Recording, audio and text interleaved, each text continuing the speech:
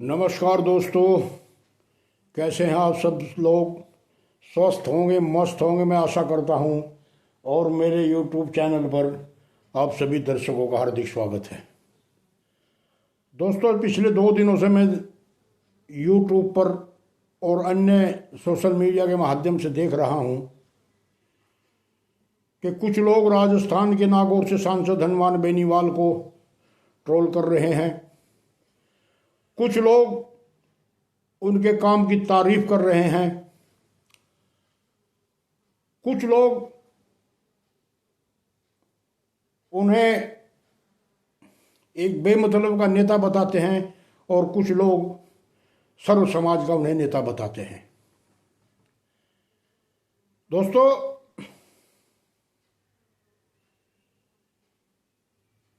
रामचंद्र जी जो भगवान थे, मर्यादा पुरुषोत्तम थे, उन्हें भी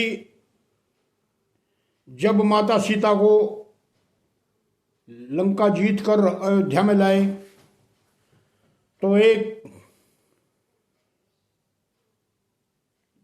छोटे तबके के आदमी ने रामचंद्र को भी ऐसी कटु बात कही कि उन्हें सीता जी का त्याग करना पड़ा।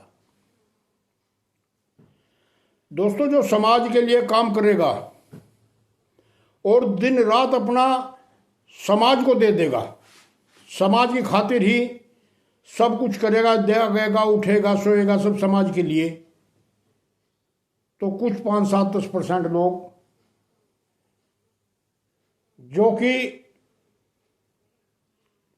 किसी भी आदमी को में ट्रोल करते हैं और अपने गिरेबान में न झांक कर दूसरे पर कटाक्ष करते हैं, ऐसे ही लोग कुछ हनुमान बेनीवाल को YouTube पर ट्रोल कर रहे हैं और कमेंट लिख रहे हैं कि जाट जाट पुकारता है, इसलिए वो कभी भी अब सांसद या मुख्यमंत्री या विधायक नहीं बनेगा। मुख्यमंत्री तो दूर की बात है।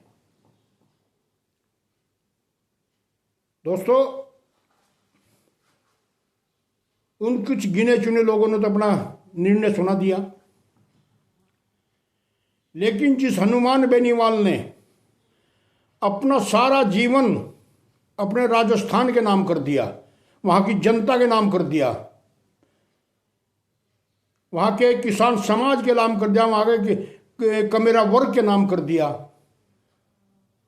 उस हनुमान बेनीवाल की कार्यशैली, कार्यकुशलता और नेतृत्व क्षमता का वो आंख मूंद कर देखते हैं और उनका विश्लेषण में नहीं करते। हनुमान बेनीवाल एक जाट जाति में पैदा हुआ और गर्व के साथ वो कहता है कि मैं जाट हूं, लेकिन वहां के बच्चों की लड़ाई, वहां के किसान की लड़ाई, वहां के हर वर्ग की लड़ाई वो लड़ता है और वो जिस समाज की लड़ाई लड़ता है उसी समाज का होकर रहता है।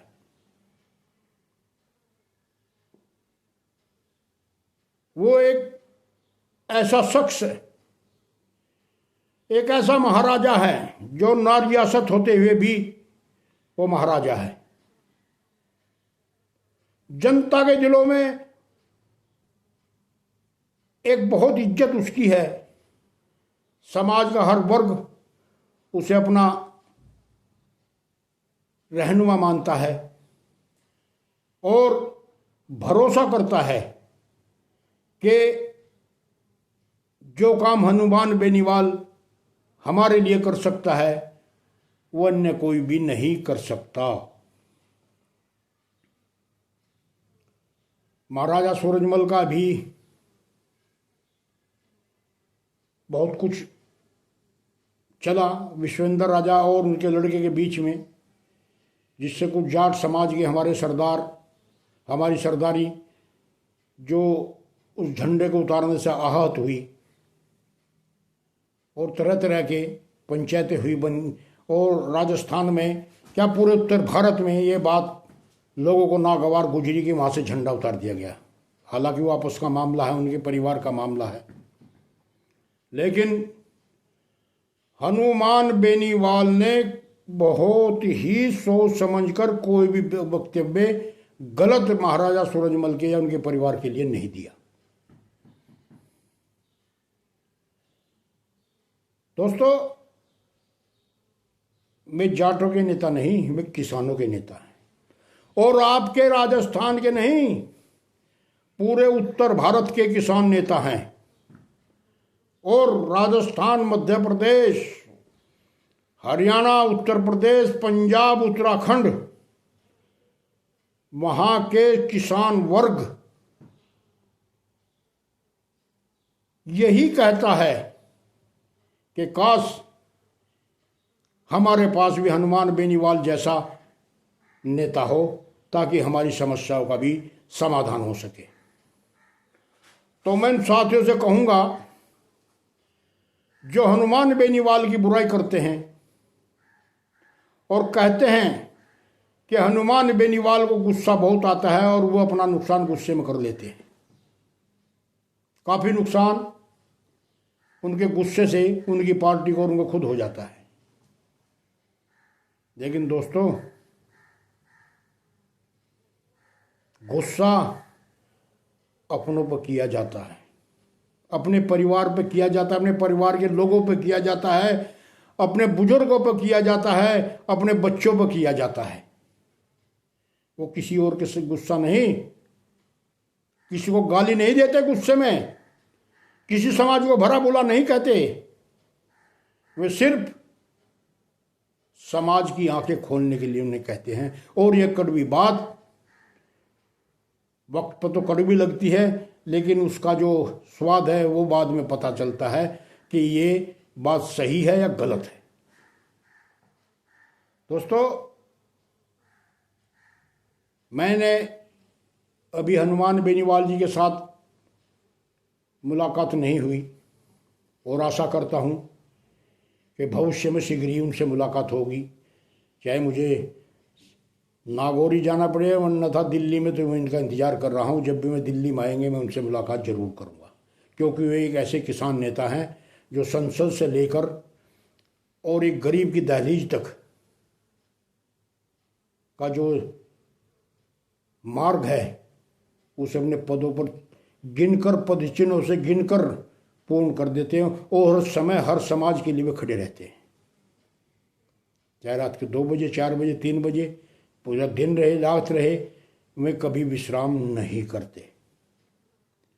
और किसी हद तक अगर मैं कहूँ, गुस्ताखी माफ़, मेरी चौधरी सरदारी मुझे माफ़ करे, लेकिन महाराजा सूरजमल के बाद अगर राजस्थान में और हमारे उत्तर भारत में कोई वीर राजा है तो फिलहाल हनुमान बेनीवाल है।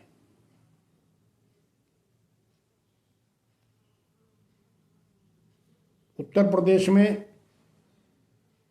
जयंत चौधरी काफ़ी किसान नेता माने जाते हैं, बड़े किसान नेता माने जाते हैं, और सूझबूझ और समझ के साथ वो अपने पार्टी को चला रहे हैं। लेकिन दोस्तों,